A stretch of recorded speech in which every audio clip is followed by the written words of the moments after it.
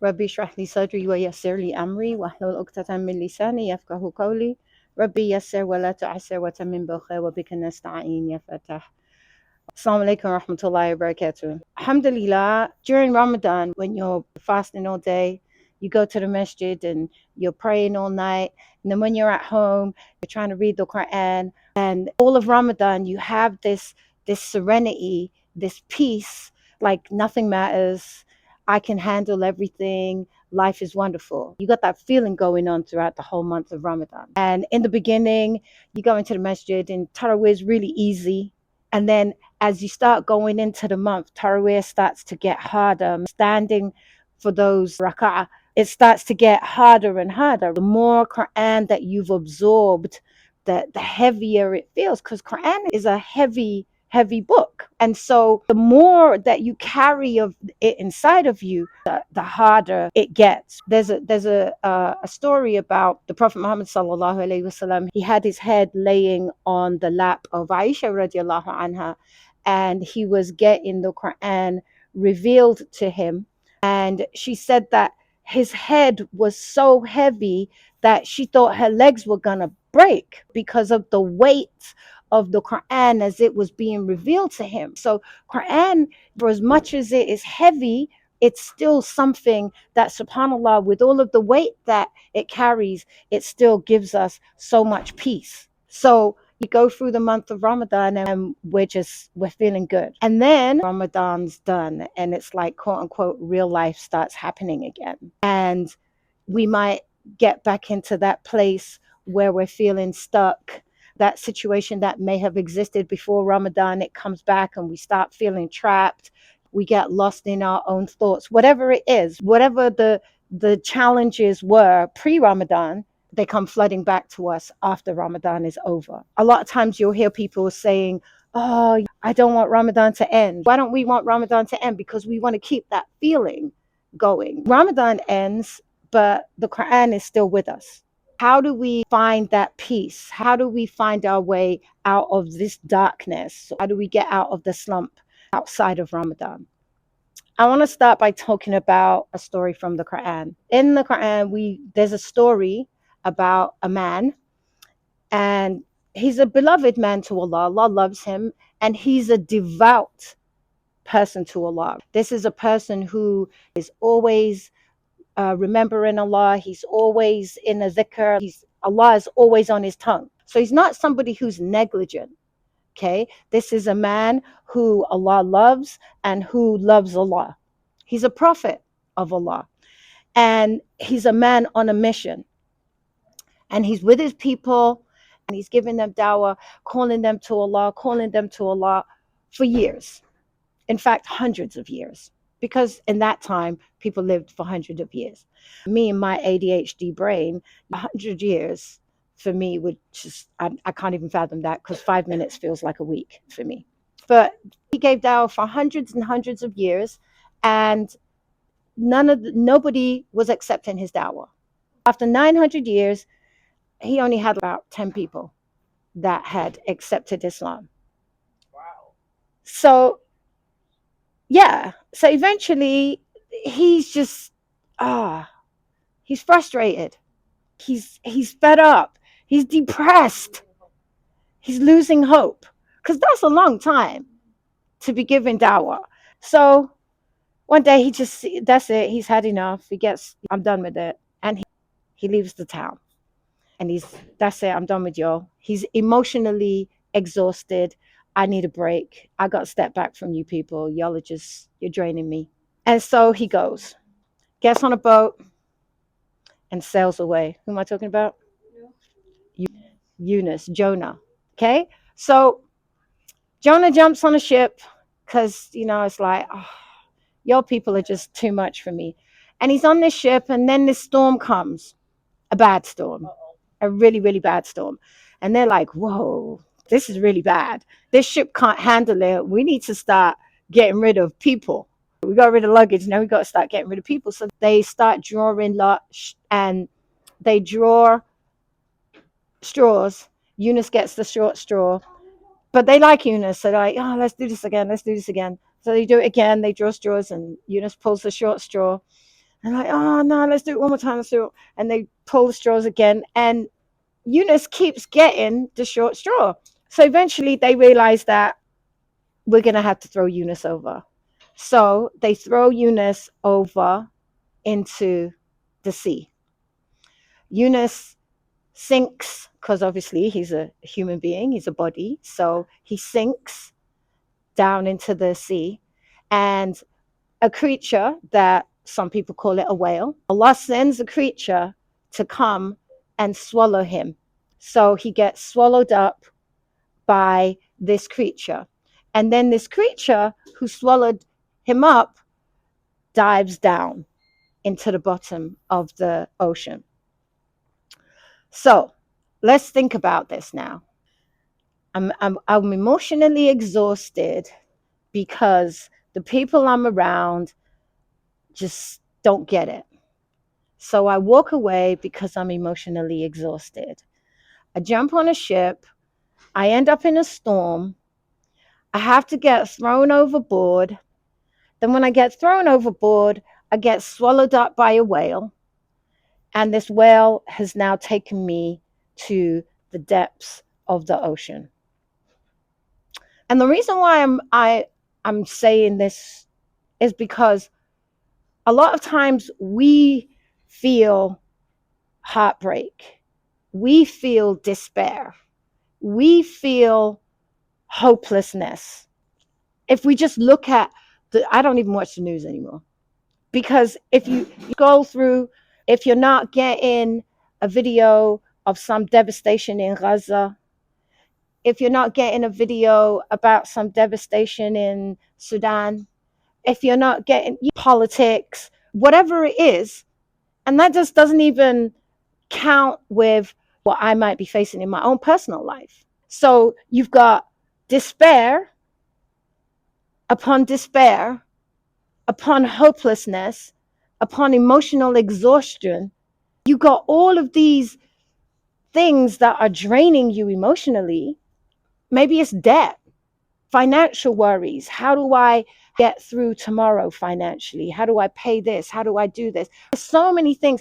Maybe I'm in school, maybe I'm studying. Like there's so many different things. There's so many different challenges that we might face on a daily basis that bring us to that place. So what did Yunus do when he was in that depth? What did he do? In his moment of feeling isolated, afraid, unsure, scared, he didn't ask, oh Allah, can you get me out of this? Oh Allah, these people, they just wouldn't listen to me. I had to leave because XYZ. That's not what he did. He said, lā ilāha illā Anta, Subḥānaka innī kuntu minaẓ-ẓālimīn.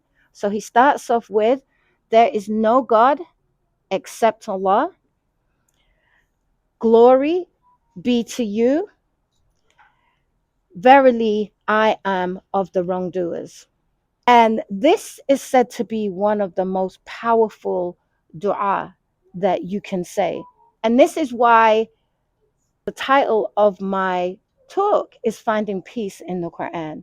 Because the Qur'an is so loaded with so many different stories and with so many different solutions that if we take the time, just the way that we were doing it without even understanding that that's what we were doing in Ramadan, when we come out of Ramadan, it's for us to be intentional about how we seek for our peace in the Qur'an.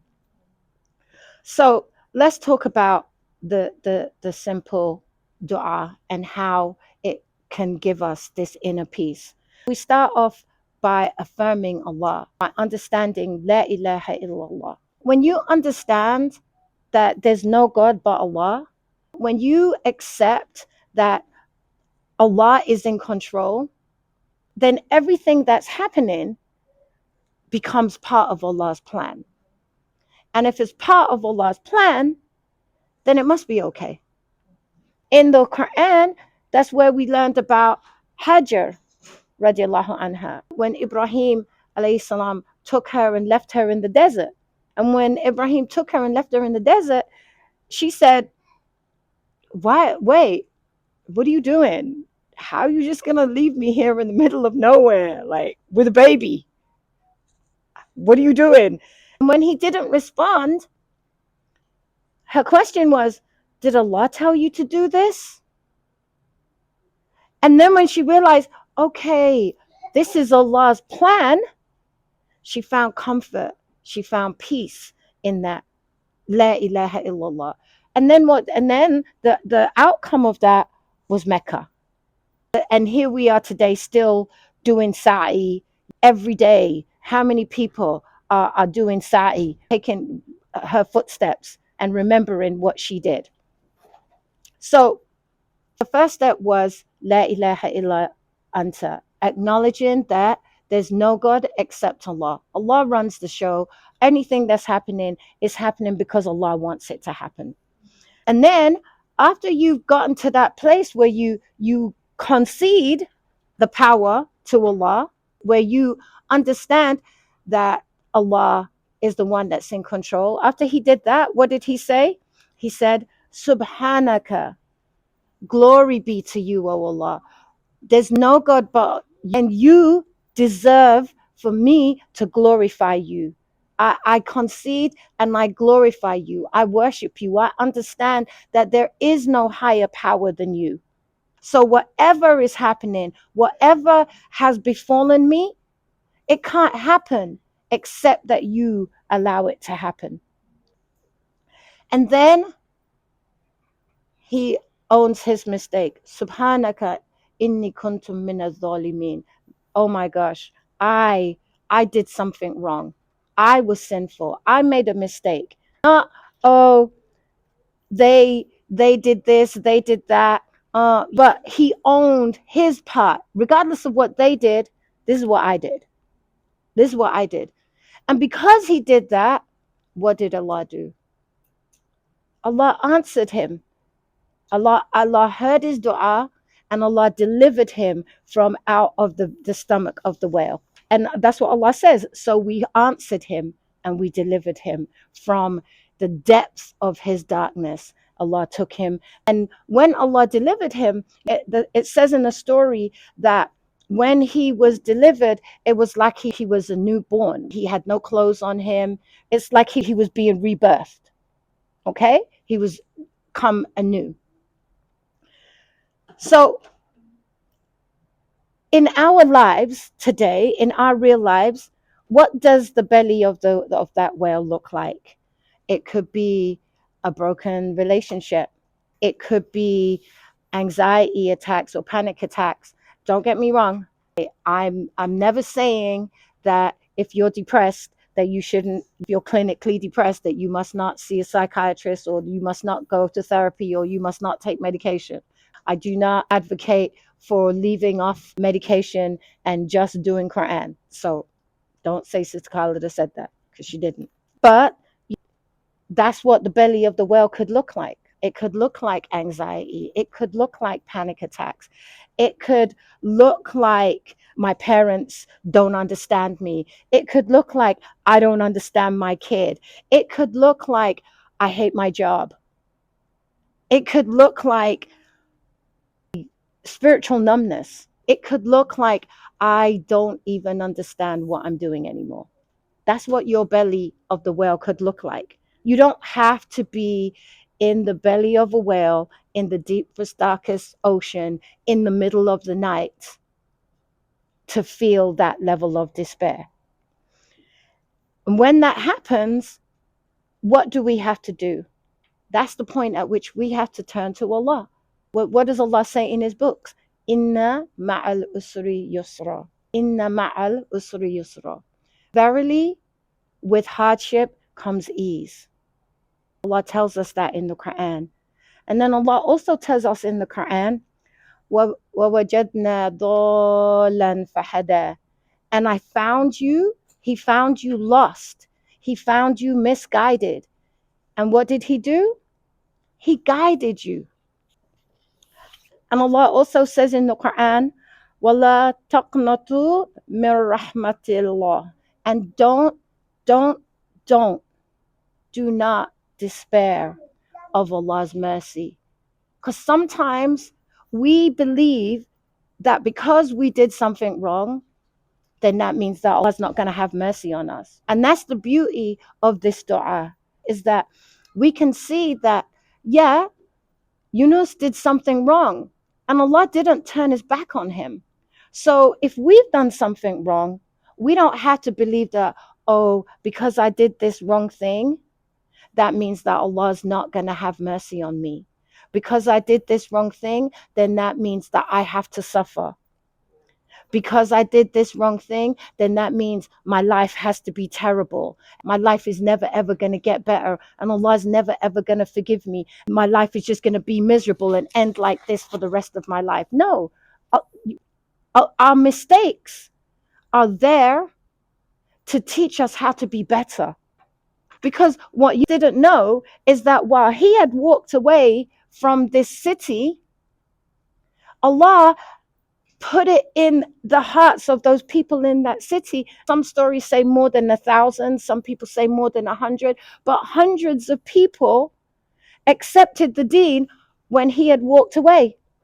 So there's another part to that, is patience, because patience is having patience when you haven't got no more patience.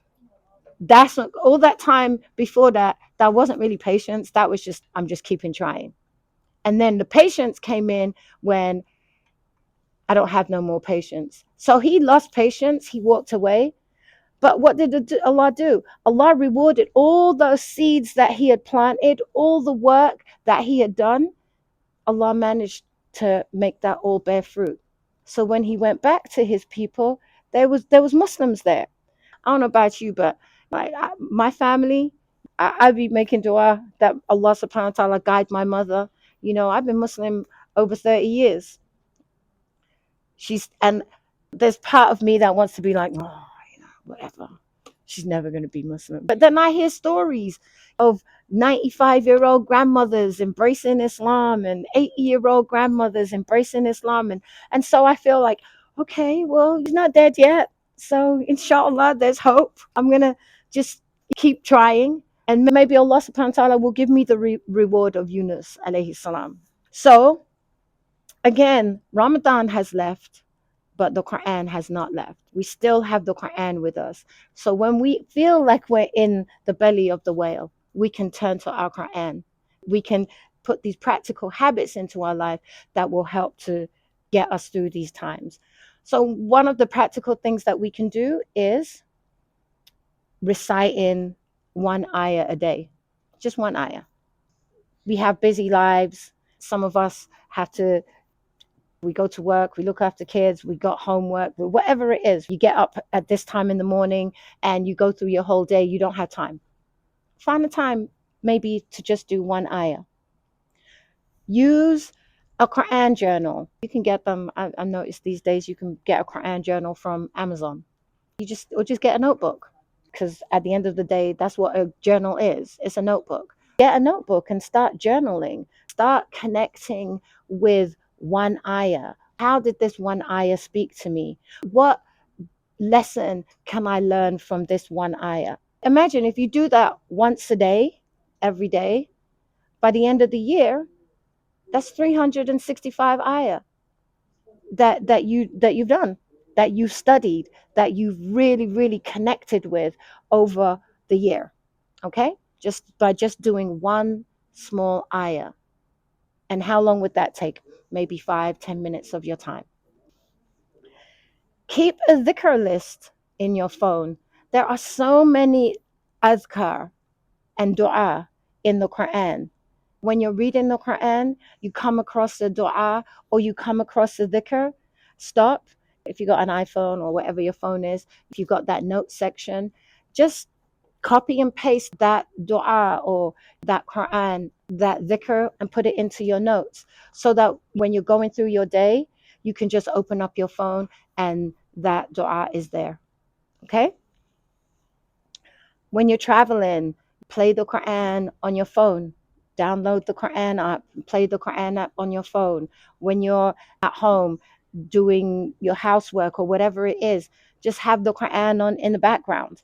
Eventually, you have it on so much That's called subliminal conditioning, and they do it in advertising, where if you watch TV, they put something in the background that it's not consciously drawing your attention, but because it's there, eventually over time, it becomes something that you expect to see. If you're listening to the Qur'an, especially if you go to bed and you just have it playing, you are subconsciously absorbing it, so that over time, it will actually work on changing your personality. What I'm trying to say is, you don't need an hour. You don't need a day. You don't need half a day. All you need is consistency. What you need to say is, okay, I'm going to do 5 minutes at this specific time, whether you incorporate it into your morning routine or your nighttime routine or your afternoon routine, whatever point in your day that you decide to put it in, then just do it with consistency. And those are the deeds that Allah subhanahu wa ta'ala loves the most, those deeds that are done with consistency. Why? It's really hard to just be consistent with anything. But the more you do it with consistency, the more it becomes normal. And then when it becomes normal, that's how you can build from the one ayah to the two ayahs. But you just keep going until one day it's just normal. Sustain your peace through small acts. Small acts like in the middle of the night. I don't know about you guys, but for me, sleeping for the whole night is, I don't know when was the last time I slept throughout the whole night. It's a hormonal thing that some people will know what I'm talking about and other people won't. But there comes that point where you don't sleep all night anymore. But when you turn over, that could be a moment that you say a dua. That could be a moment that you dhikr to get yourself back to sleep again. I'd be solving equations in my sleep. But we can try to replace that with adhkar, replace that with dua. Fajr, make it be your habit to get up before Fajr. You get up before Fajr, then that salat that you're doing before Fajr, that's tahajjud. Okay? As long as it's before Fajr, in that last third of the night, it becomes tahajjud. The other day I went to a talk and a sister shared that if you recite 10 ayah of Qur'an in tahajjud, then that's enough to be not considered neglectful. Wow, 10, 10, just 10. If I recite 10 ayah in tahajjud, what's that? 5 minutes before tahajjud, before Fajr? Then Allah will not consider me neglectful. And then if you want to go a step further than that, because like you got those 10 down packed and you want to move on from that, then 100 and you become devout. And 100 is not hard either. If you're strategic about the surah that you actually recite, then you can do 100 ayah, and then you got 1,000. I'm still working on 1,000. Then you've got La ilaha illallah. Just saying La ilaha illallah. Make it a habit to, when I get frustrated, instead of saying some of the other things that you could say, just say La ilaha illallah. If you make it a habit to say La ilaha illallah every time you're frustrated, every time you're mad, every time something upsets you, you're saying La ilaha illallah a lot. My kids in my classroom, they don't even know what I'm saying, but they just know, oh, she's saying that stuff again. Ooh. But you just keep saying that, because then that becomes something that becomes soothing to you, calming to you. And there are so many other things that you could say instead of La ilaha illallah.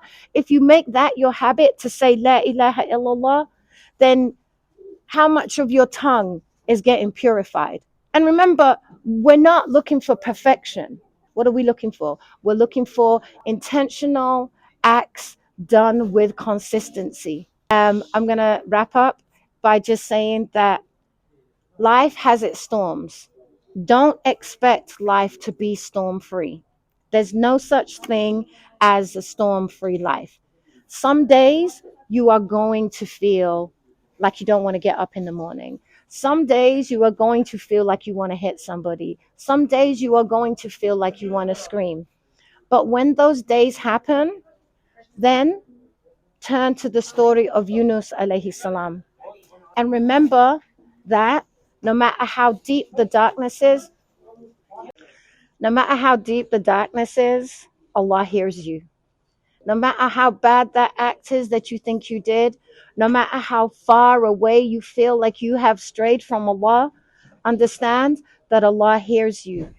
All that is required is for you to, one, acknowledge that there is no God but Allah, turn to Him and glorify Him, and then thirdly, repent. Own your wrong deeds, acknowledge your wrong deeds, and acknowledge that you can do nothing without Allah subhanahu wa ta'ala's help. And when you do that, then what does Allah do for you? Allah will answer your dua. He will come to your aid. He will refresh you. He will rejuvenate you. He will rebirth you. He will release you from the hardship that you are facing, no matter what it is. And remember the dua specifically of Yunus. La ilaha illa Anta, Subḥānaka, innī kuntu minaẓ-ẓālimīn. And if you don't know it, then practice it and learn how to say it, because this dua is so powerful. It's said that this dua is written under the arsh. Allah subhanahu wa ta'ala has this dua carved into the arsh. Remember that Yunus was somebody that he remembered Allah often. He was a pious man. Sometimes we think that, well, if we're being pious, then nothing's going to happen to us. But that's not true. Even though you're being pious, you can still end up with a hardship. So remember that in your struggle. Ya Allah, let the Qur'an be a light in our darkness. Ya Allah, let your words be the anchor of our hearts. Ya Allah, give us the strength to return to you over and over again. Ya Allah, help us to hold on to the peace that we tasted in the month of Ramadan. Ya Allah, help us to make the Qur'an be part of our daily routines. And when we are lost and when we feel lost, Ya Allah, help us to say, La ilaha illa Anta, Subḥānaka, innī kuntu minaẓ-ẓālimīn. Sisters, don't forget to sign up for our Beyond Enough retreat. This is your chance to refresh your soul, reconnect with yourself, and step into abundance. And here's something special for the first 5 sisters who register using the Flash 20 code. You will receive an additional 20% discount. Don't wait. Secure your spot today and join us on this transformative journey.